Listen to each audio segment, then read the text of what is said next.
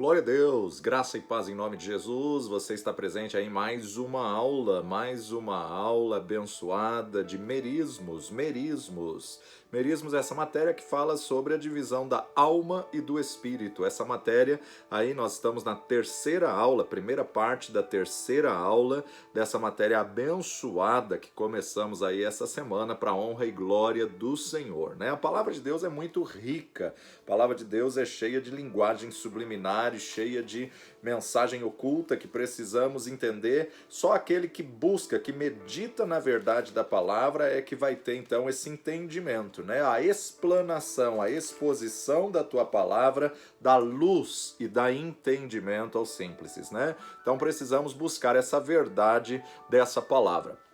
Nós estamos falando que Deus nos criou como um espírito, que possuímos uma alma e moramos num corpo. Espírito, alma e corpo. Essa é a ordem que Deus gostaria, que Deus criou, que Deus projetou, planejou o homem, o espírito dominando a alma e o corpo.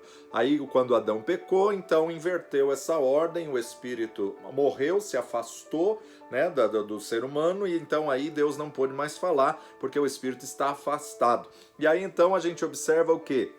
O Espírito Santo na dispensação do Antigo Testamento, ele é por visitação, ele não pode mais habitar porque a pessoa está com a alma morta, afastada do Deus Todo-Poderoso. E aí a alma governando, a alma dominando, então ela pende ao pecado. Por isso que todo corpo governado pela alma é uma natureza carnal, E aí a natureza carnal guiada pela alma, a alma é sede da vontade, do pensamento e das emoções, vontade, intelecto e emoção. Mas o centro da alma é o livre-arbítrio. Por maior que esteja aí a vontade, por mais forte que esteja o raciocínio, o pensamento, o intelecto, ou por maior que seja a emoção, o livre-arbítrio ainda tem condições de dizer sim, dizer não, e aí a importância de nós estarmos atentos a essa verdade da palavra. Antes de nós continuarmos a matéria, vamos relembrar alguns conceitos que foram vistos aí numa matéria que está gravada lá no YouTube, youtube.com/torreforte. Se você quiser assistir Pedras Fundamentais 2, tá lá na playlist Pedra Fundamental 2, uma matéria aberta, gratuita, para você poder rever aí os conceitos da doutrina de batismo. Por quê? Essa doutrina de batismo tem muito a ver com o nosso ensino de merismos. A doutrina de batismos fala muita coisa acerca aí dos merismos, né? Por exemplo, nós observamos aí em Hebreus capítulo 6, carta aos Hebreus capítulo 6, versículo 1 e 2. Pelo que, deixando os rudimentos da doutrina de Cristo, prossigamos até a perfeição, não lançando de novo fundamento de arrependimento de obras mortas e de fé em Deus e da doutrina dos batismos, e da imposição das mãos e da ressurreição dos mortos e do juízo eterno. Pedras fundamentais, no nosso curso, nós dividimos em 3 etapas, né? Pedras fundamentais 1, pedras fundamentais 2, pedras fundamentais 3. Pedras fundamentais 1, firmando aí o fundamento aí do senhorio de Jesus, fundamento do arrependimento de obras mortas e fé em Deus. 3 bases, 3 princípios, 3 alicerces fundamentais, estabelecendo aí o senhorio de Jesus, arrependimento de obras mortas e fé em Deus. Pedras 2, doutrina dos batismos. São 7 batismos, ou seja, o batismo pré-Cristo, que é o batismo de João, que é o batismo do arrependimento, mergulhado, colocado dentro do arrependimento. O batismo em Cristo, que é o batismo no corpo, do corpo de Cristo, né? E o batismo nas águas. E o batismo pós-Cristo, que é o batismo aí nas nuvens, direção da palavra, batismo no Espírito Santo, batismo no sofrimento e batismo no fogo. Então esses são os 7 batismos. O batismo pré-Cristo, que é o batismo de arrependimento, que é o batismo que João Batista, o precursor, veio preparar o caminho, endireitar as veredas. É ele que começa, então, batizando nas águas para arrependimento. Evangelho segundo Marcos, capítulo 1, verso 8, vai nos dizer aí, na verdade, o ministério de João Batista, né? E eu, João Batista, em verdade vos tenho batizado com água, mas ele, porém, vos batizará com o Espírito Santo. Então João Batista batiza com água com propósito de arrependimento. com a finalidade de preparar o caminho no coração da pessoa para o senhorio de Jesus. Quem crer e for batizado, mas para crer tem que confessar. Para confessar, tem que se arrepender, né? Então é todo esse processo. Com a finalidade de conduzir a pessoa à salvação a Cristo, vem então o arrependimento. O arrependimento tem que vir antes do senhorio. Temos que reconhecer que somos pecadores, somos falhos, por mais que façamos na nossa própria força, a gente nunca vai conseguir alcançar direito da salvação se não for pelo sacrifício de Cristo Jesus. Por isso que ele é o único caminho, a única verdade, a única vida. Ninguém pode ir ao Pai se não for por ele. Na tua força, na força do homem, não há salvação. Então o batismo pré-Cristo, ele tem que vir antes do senhorio. Para quê? Preparar o caminho, endireitar as veredas, nivelar montes e vales, preparar o coração da pessoa para receber Jesus como Senhor. Não basta apenas saber que Jesus é Filho de Deus e que veio, morreu e ressuscitou ao terceiro dia e foi assunto aos céus. Não basta apenas conhecer a história, tem que firmá-lo como Senhor da sua vida. E quando você firma como Senhor da sua vida, você tem que, na verdade, submeter ao senhorio dele. Ele próprio diz: por que me chamais Senhor, Senhor, e não fazeis o que eu vos mando? Então, na verdade, Jesus quer ser Senhor da tua vida, mas sem arrependimento é uma contradição. Sem você se arrepender das coisas que você faz na carne, é uma contradição. É impossível Jesus ser Senhor para quem não está disposto a mudar de vida. Então, sem o batismo de arrependimento, não há salvação. Sem o batismo de arrependimento, não tem como preparar o caminho para que Jesus venha a ser Senhor. Depois do batismo de arrependimento, aí nós temos o batismo em Cristo, batismo num só corpo, o batismo no corpo de Cristo, ou seja, estarmos ligados ao corpo. Não tem como você servir ao Senhor desligado do corpo. Não tem como você servir ao Senhor. Hoje em dia tem muitas pessoas falando contra o congregar, contra o estar na igreja, ou se acostumando a ser igreja em casa. Amém, você tem que ser igreja em casa, você é sal da terra, você é luz do mundo. Mas você é sal da terra e luz do mundo e membro. Nenhum membro sobrevive desligado do corpo. Nenhum membro sobrevive desligado aí justamente da comunhão, porque na comunhão que o Senhor ordena a bênção é ligado ao corpo que vai haver o fluir do Espírito Santo, é ligado ao corpo que na verdade como membros do corpo o sangue de Jesus vai aí circular nas nossas veias, né? Então na verdade 1 Coríntios capítulo 12 verso 12, porque assim como o corpo é um e tem muitos membros, e todos os membros, sendo muitos, são um só corpo, assim é Cristo também. Pois todos nós fomos batizados em um Espírito, formando um corpo. Quer judeus, quer gregos, quer servos, quer livres, todos temos bebido de um mesmo Espírito. Então temos que estar ligados ao corpo. E para ligarmos ao corpo, temos que congregar. Para ligarmos ao corpo, temos que ser batizados no corpo. Batizados no corpo é mergulhados dentro do corpo de Cristo. Quando a pessoa se arrepende e confessa Jesus como Senhor e Salvador da vida dela, ela é enxertada, ela é colocada dentro do corpo de Cristo. Ela passa a ser um membro do corpo de Cristo e cada membro do corpo de Cristo tem uma função. E quem coloca você no corpo é o próprio Deus, né? Membro do corpo de Cristo, Deus coloca cada um como Ele quer. Então é Deus que tem um propósito, é Deus que tem algo para ela executar no corpo de Cristo. Não tem nada que foi colocado no corpo que não tenha utilidade. Tudo no corpo tem uma função, né? O rim filtra, o coração pulsa, bombeia. Então, na verdade, precisamos uns dos outros, precisamos entender. Jesus não vem buscar células soltas, Jesus não vem buscar membros desligados do corpo. Ele vem ligar, ele vem buscar um corpo, uma noiva, lavada, comprada e remida aí pelo seu próprio sangue, o sangue de Cristo Jesus.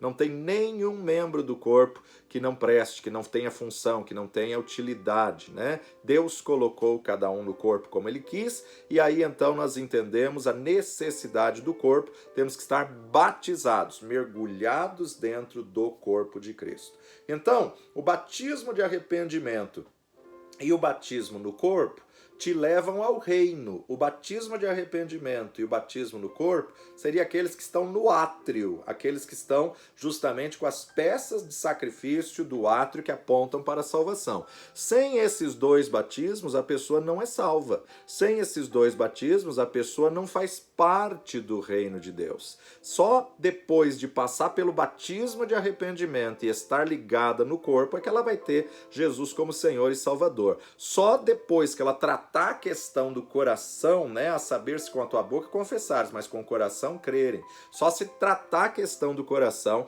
é que pode vir os demais batismos, né? Ou seja, a ordem dos demais não importa. Às vezes o Senhor inverte o Espírito Santo antes das águas, às vezes vem o batismo do fogo antes do sofrimento, e, enfim, a ordem dos demais não importa, mas primeiro tem que passar pelo batismo de arrependimento, depois do batismo de arrependimento, passar pelo batismo do corpo. Por que passou pelo batismo de arrependimento? Porque passou pelo batismo no corpo, aí deveria passar pelas águas. Infelizmente, tem muitas pessoas invertendo essa ordem também e colocando o batismo das águas antes do batismo do corpo. Colocar o batismo das águas antes do batismo no corpo, a pessoa entra um pecador seco e sai um pecador molhado se ela não resolver a questão interior, se ela não se arrepender e não confessar Jesus como Senhor e Salvador da sua vida. Então são esses dois batismos que vão conduzir, vão preparar o caminho para estabelecer o senhorio de Jesus. Só então, depois disso, é que ela deveria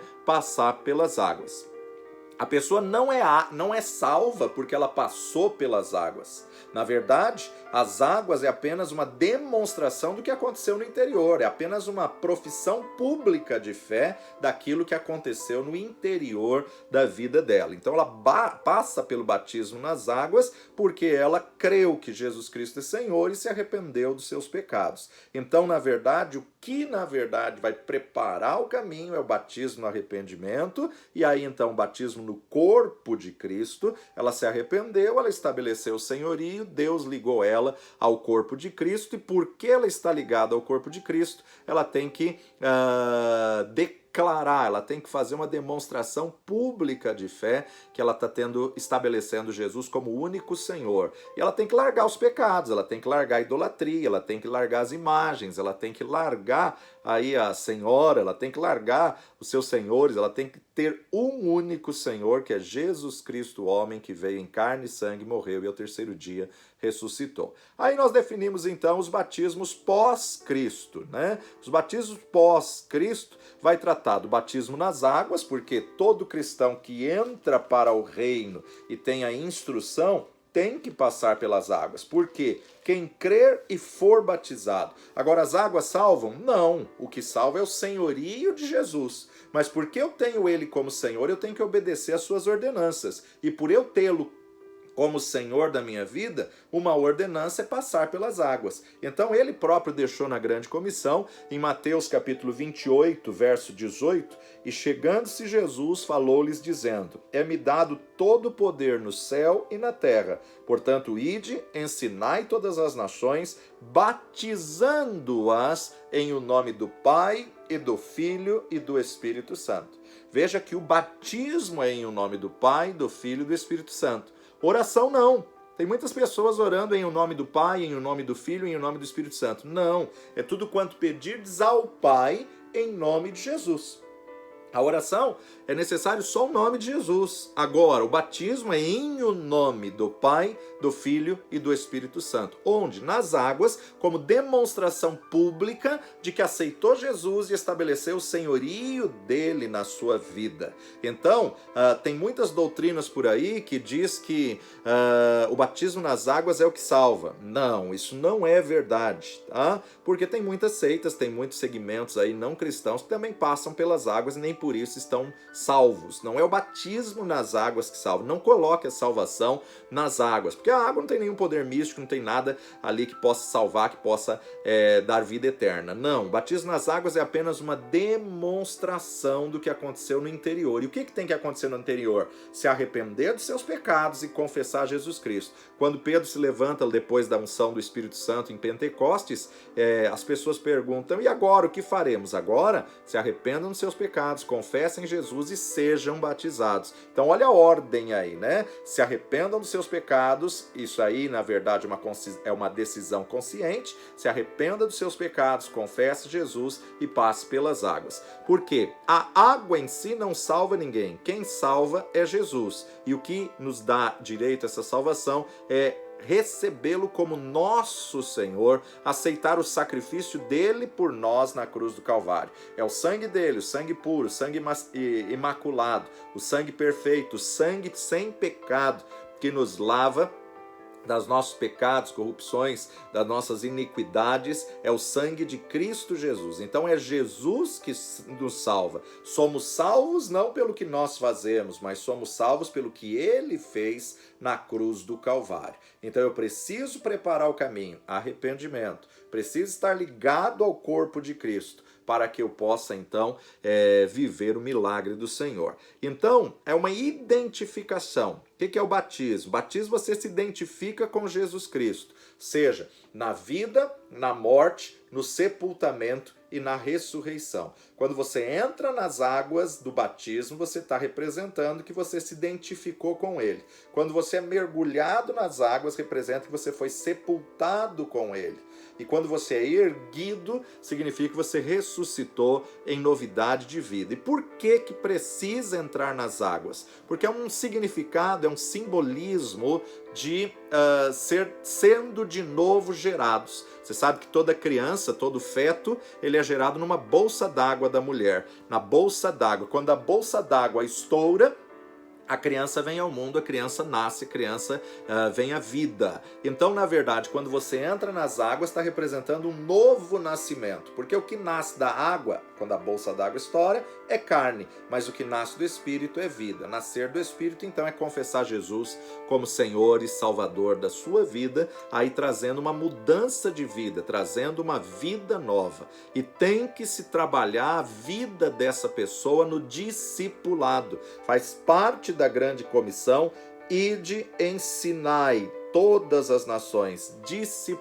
discipulado, né? Ou seja, é no discipulado que a pessoa vai ter entendimento da verdade, conhecimento da palavra, libertação vem através do discipulado, né? Tem muitas pessoas que passam pelas águas, mas estão cheias de vícios, e alguns se libertam instantaneamente, mas outros precisam de um processo de discipulado para libertar das drogas, para libertar de hábitos, de vícios, de palavras torpes, de cigarro, de bebida. Temos que discipular a pessoa na verdade da palavra para destruir as legalidades, para fechar as brechas que a pessoa tem, para romper os laços de iniquidade que existe na pessoa, preparando a pessoa para a salvação, né? Então a importância de nós entendermos que primeiro se passa pelo batismo de arrependimento, depois se passa pelo batismo do corpo. A partir daí a ordem não importa. A partir daí Deus pode inverter, colocar o batismo no Espírito Santo antes das águas, como aconteceu com Cornélio, que já era temente a Deus, que já fazia ofertas e já buscava e servia ao Senhor, mas não tinha o conhecimento de Jesus. Ele então ali estava num período de transição, né, da lei para a graça, e ali então ele tem essa experiência com o Senhor. Agora um outro batismo que nós temos é o batismo no Espírito Santo. Marcos capítulo 1, versículo 8 mesmo, João Batista mesmo declara: eu em verdade vos batizo com água, porém ele vos batizará com o Espírito Santo. Não só nesse versículo, como em outros textos também, nós podemos observar, né? João, por exemplo, ele vai dizer acerca desse batismo de João, a importância de nós observarmos Evangelho de João, capítulo 1, João, capítulo 1, a partir do versículo 30. Este é aquele do qual eu disse: após mim vem um homem que foi antes de mim, porque já era primeiro que eu. E eu não o conhecia, mas para que ele fosse manifestado em Israel, vim eu, por isso, batizando com água. E João testificou, dizendo: eu vi o Espírito Espírito descer do céu como pomba e repousar sobre ele. Eu não o conhecia, mas o que me mandou batizar com água. Quem começou essa história do batismo? João Batista, por ordem de Deus. O que me mandou batizar com água, esse mesmo me disse: sobre aquele que vires descer o Espírito Santo e sobre ele repousar, esse é o que batiza com o Espírito Santo. Eu vi e tenho testificado que este é o Filho de Deus. Então a importância de nós sabermos que João batizou com água para arrependimento. Veja lá, Mateus também vai falar sobre isso. Mateus capítulo 3, versículo 11. E eu, João Batista, em verdade vos batizo com água para arrependimento. Mas aquele que vem após mim é mais poderoso do que eu, não sou digno de levar as suas sandálias. Ele vos batizará com o Espírito Santo, ele vos batizará com fogo. Então temos aqui dois batismos, batismo no Espírito Santo, que é justamente o batismo que vem o revestimento, a plenitude, o Espírito Santo de Deus. O que significa o batismo no Espírito Santo? Ser revestido, ser capacitado. Deus mesmo usou Jesus para falar aí a todos os discípulos, né? Quando ele está sendo assunto aos céus, ele diz: agora vocês devem ficar em Jerusalém até que do alto sejais revestidos. Revestidos é como encapados, um invólucro, né? Capacitados pelo Espírito Santo de Deus. Revestidos pelo Espírito Santo de Deus. Batismo nas nuvens. A nuvem era o que dava direção no Antigo Testamento porque não tinha palavra. Não tendo palavra, então eles tinham que guiar a nuvem. A nuvem do Senhor, que durante o dia era uma fumaça, mas durante a noite uma coluna de fogo, né? Que era visível ali para eles, para aquecer do inverno frio da madrugada e proteger do sol escaldante do deserto durante o dia. Essa nuvem do Senhor, quando ela se levantava e ela se movia, tinha que arrumar o acampamento para seguir a nuvem. Quando a nuvem parava, tinha que parar. Não adianta a nuvem continuar e você ficar, ou a nuvem parar e você querer ir. Você tem que estar debaixo da direção do Senhor, exatamente debaixo da nuvem. Então, no Antigo Testamento, a nuvem era o sinal da direção de Deus ali com o povo que saiu do Egito com Moisés, sob a direção de Moisés em todo o deserto no Egito. Mas a partir do momento que encerrou o cânon, a partir do momento que fechou o Pentateuco e fechou o cânon, agora a direção de Deus é pela palavra. Agora a nuvem é representada pela palavra. Então o batismo na nuvem agora é a própria palavra de Deus. Eu tenho que estar cheio da palavra, encharcado da palavra. Então nós temos que entender que essa doutrina dos batismos trata a alma do cristão, a alma no reino, né? Como subjulgá-la, como mortificá-la à vontade de Deus. No novo nascimento, quando confessamos Jesus como Senhor e Salvador, a alma continua vivente, a alma não morre. Né? A alma, ela está sempre latente,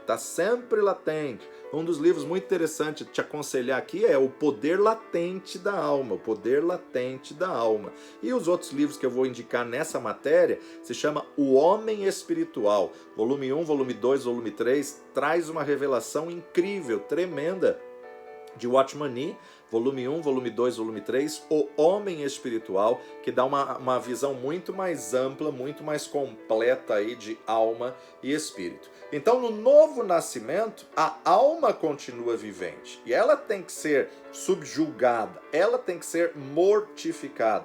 Mas por mais que você mata ela, no dia seguinte ela ressuscita, no momento seguinte ela ressuscita, né? Então você tem que treinar a alma, porque a alma ela é teimosa, a alma ela é insistente, né? No novo nascimento, você como um vaso, você está cheio da alma, né? Cheio de si mesmo, cheio de orgulho, de vaidade, de soberba, cheio de coisas que precisam ser trabalhadas. Então nós temos que esvaziar o vaso E esvaziar o vaso dá trabalho, às vezes chora, às vezes não conseguimos fazer isso sozinhos, às vezes nós vamos precisar de ajuda de conselheiros, de pastores, de ministros, de mentores, de psicólogos para nos ajudar a esvaziarmos de nós mesmos. Quando nascemos de novo, então, nós passamos a ter dentro de nós o Espírito Santo de Deus. Por quê? Quando estávamos no pecado e não tínhamos Jesus como Senhor e Salvador, o Espírito Santo não pode habitar, porque na verdade você está com o espírito, seu espírito pessoal morto, afastado de Deus. Quando você confessa Jesus como Senhor e Salvador, o Espírito renasce, o Espírito revive. Aí o Espírito Santo vem habitar no nosso espírito. Espírito Santo sempre em maiúsculo, nosso Espírito sempre em minúsculo. 1 Coríntios capítulo 15, versículo 45 nos diz: assim está também escrito, o primeiro homem, Adão, foi feito alma, alma vivente. O último Adão, quem? Jesus Cristo, foi feito espírito vivificante. Então aí nós vemos a raiz, a essência do que Paulo diz, que há sempre uma batalha contínua da carne contra o espírito, do espírito contra a carne. E essa é uma boa luta, tá sempre travada essa guerra, né? A carne contra o espírito e o espírito contra a carne é uma batalha contínua. Começa então a luta para subjugar, para mortificar, para domar a alma e deixar o espírito agir. Então esses batismos vão nos ajudar a subjugá-la, principalmente os dois últimos batismos, o batismo no fogo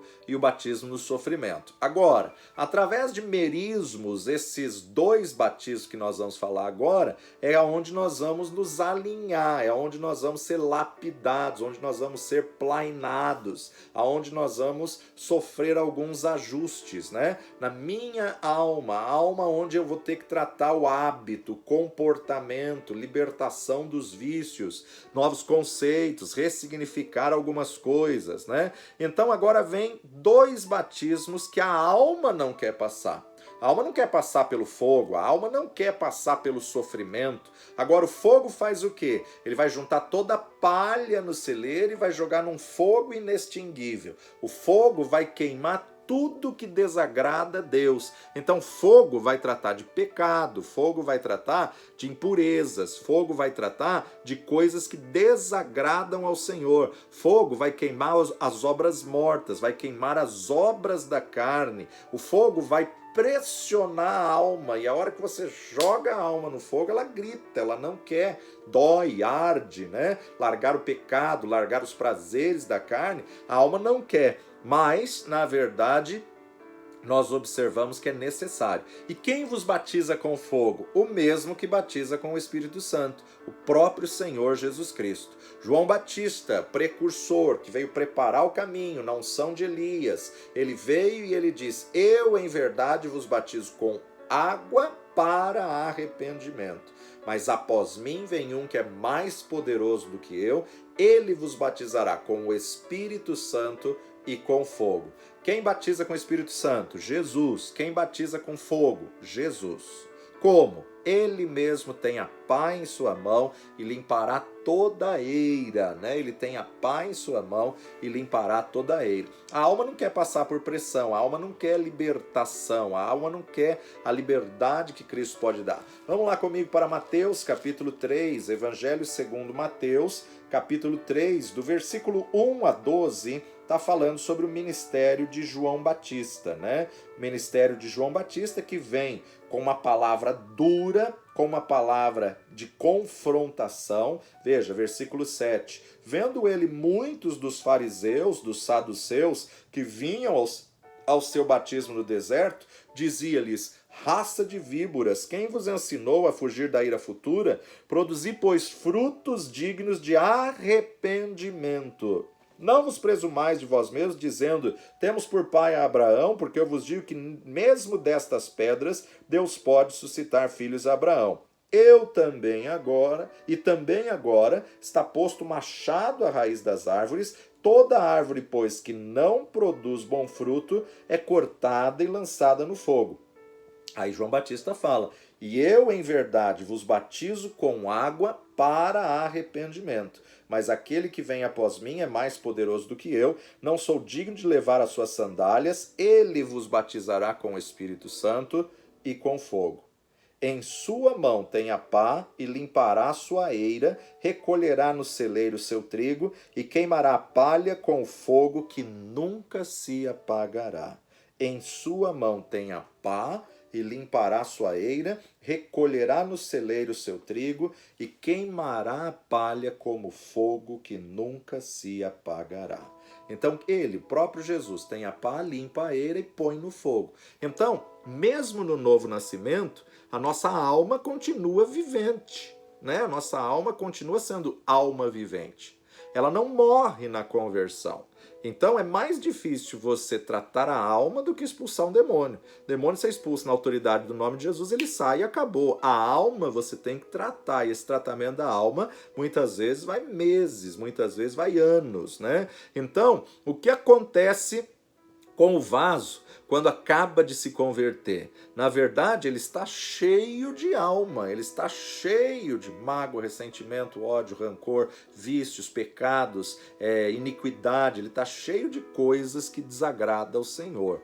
Agora, ele aceitou Jesus como Senhor, como Salvador da sua vida, então ele já tem o Espírito Santo, mas o Espírito Santo não pode atuar na plenitude enquanto a alma está latente, enquanto a alma está viva ali. Então, já tem alguma coisa do Espírito, porque exercitamos fé para a salvação, e a palavra de Deus nos diz que ninguém pode dizer que Jesus é Senhor se não for pelo Espírito Santo de Deus. Mas existe ainda muito para ser feito nesse vaso, e vai ter que ser feito dentro do corpo de Cristo, vai ter que ser feito dentro da igreja. E muita gente por aí falando que não há necessidade de igreja. Por quê? Porque não quer que as pessoas tenham compromisso com Deus. Dependendo do tipo de vida que a pessoa levou antes de se converter, se ela levou uma vida promíscua e uma vida sem moral, na verdade ela vai ser trabalhada, ela tem muita palha, ela tem muito pecado, ela tem muita situação guardada dentro do vaso que vai precisar ser tratado para ser tirado. Por quê? Por causa da vida de mundão, por causa da vida que ela levou, por causa da vida e dos pecados, dos hábitos da carne. Então, esse que se converteu e viveu muito tempo na carne, ele tem muita palha que precisa ser queimada nesse fogo inextinguível que vai ser o batismo no fogo. E muitas vezes a pessoa sozinha não vai conseguir, porque a alma, se eu for esperar a alma sentir para se santificar, ela não vai santificar nunca. Então ela vai precisar de ajuda para se libertar de coisas que estão impregnadas na vida dela. 1 Coríntios capítulo 15, versículos 45, vai nos dizer assim: assim está também escrito, o primeiro homem Adão foi feito alma vivente, o último Adão em espírito vivificante. Alma vivente e espírito vivificante. Agora precisamos inverter essa ordem, deixar um espírito vivificante dominar dentro de uma alma vivente, né? Então somos um espírito que possui uma alma e que mora num corpo. E vai ser uma batalha boa, que normalmente a alma vai gritar dizendo: eu não preciso de você, eu não quero dar ouvidos ao espírito. E o espírito vai dizer: eu trouxe vida para tomar conta de você e você tem que subjugar. Aquele que quiser viver tem que mortificar a sua carne. Quiser seguir a Cristo, tome sobre si a sua cruz, negue-se a si mesmo, negue a vontade da carne, a vontade da alma, a vontade aí do corpo ao pecado, né? É queimar as palhas, queimar as obras mortas. Então é uma luta. E essa luta você só consegue estando ligado ao corpo. Por isso que Paulo vai nos insistir, dizendo: o espírito luta contra a carne e a carne contra o espírito. Quem vai vencer? Quem você alimentar mais. Quem vai vencer? Quem você der mais alimento. E o espírito você só se alimenta com a palavra. Agora, se a pessoa não está ligada ao corpo, ela não vai ter essa disciplina e a revelação de se alimentar com a palavra sozinha. Então, no livre-arbítrio, dependendo de quem você alimenta mais, é o que você vai vencer. Se você só alimentar as coisas da carne, as coisas do pecado, as coisas da alma, é claro que na hora da tentação, quem vai vencer é a carne. Não adianta você repreender, expulsar em nome de Jesus na hora da tentação, porque a carne está bem alimentada, está bem forte, e aí ela vai vencer. Agora, o que ajuda você a mortificar a carne é o jejum. Por quê? O jejum, você vai se abster de coisas que a carne necessita. Você vai se abster de alimento, né? O corpo precisa de alimento. Mas quando você jejua, você está dizendo, Senhor, a tua presença é mais importante para mim do que essa refeição, é mais importante para mim do que esse chocolate. A alma vive gritando e ela não quer jejum. A alma começa a sugerir e ela começa a minar, mas eu tenho que enfraquecer a alma. O livre-arbítrio ele está dentro da alma. O livre-arbítrio ele é o centro da alma, só que ele é livre. Né? Ele não obriga, ele não força ninguém. Assim como o Espírito não vai forçar e nem obrigar a ninguém. Então, eu tenho que decidir. Porque se eu não sujeito ao intelecto, à vontade, à emoção, ao Espírito Santo de Deus, eles vão falar mais forte. Então, você tem que decidir. Você tem que tomar decisão no teu livre-arbítrio. Você não pode usar a sua vontade, né? Fazemos a oração do Pai Nosso, mas não queremos colocá-la em prática. Seja feita a tua vontade na terra, assim como ela é nos céus. Não, você tem que colocar isso em prática na tua vida. Realmente querer a vontade de Deus e mortificar a tua vontade humana.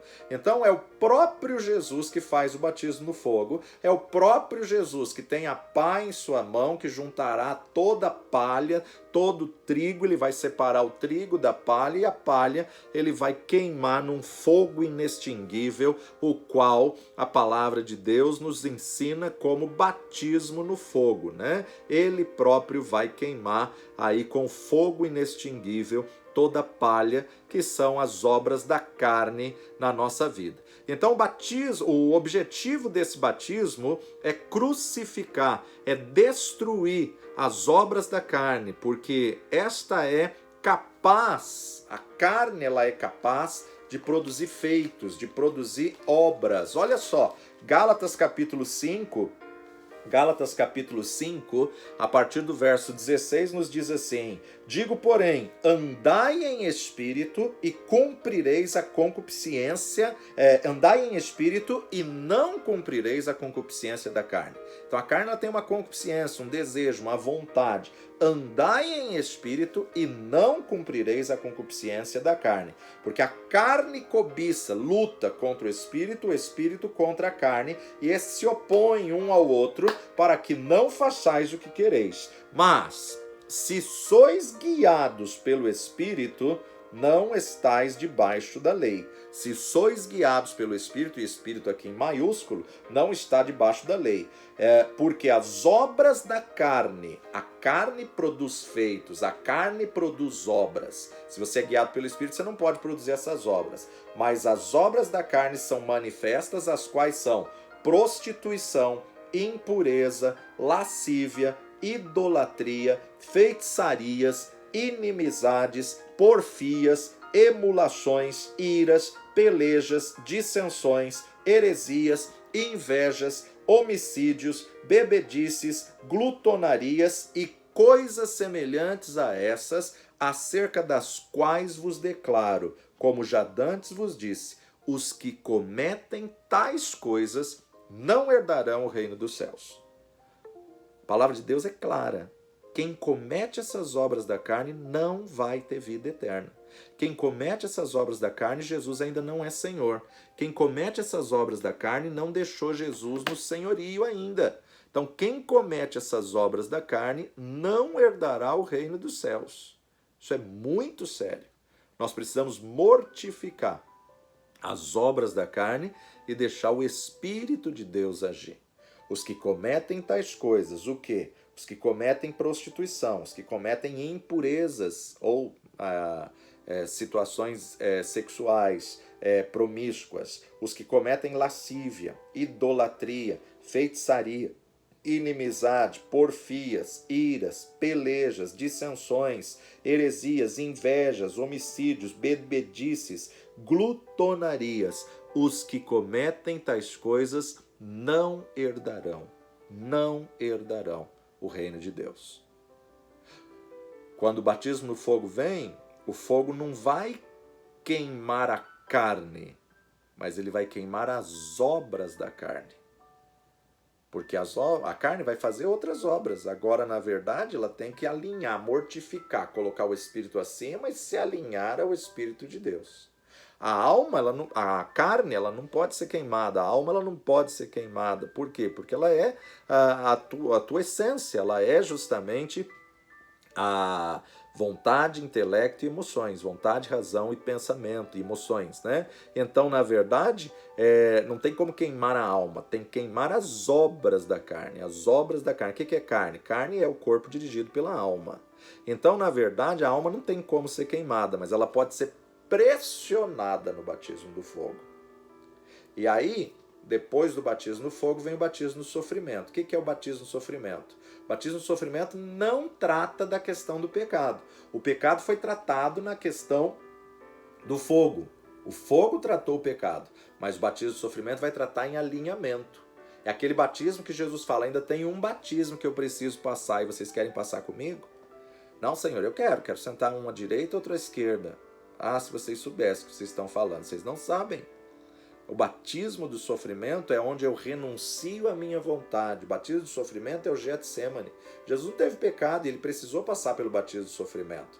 O batismo do sofrimento não é questão de carne, de alma, de palha, porque esse fogo vai queimar as obras da carne, a palha.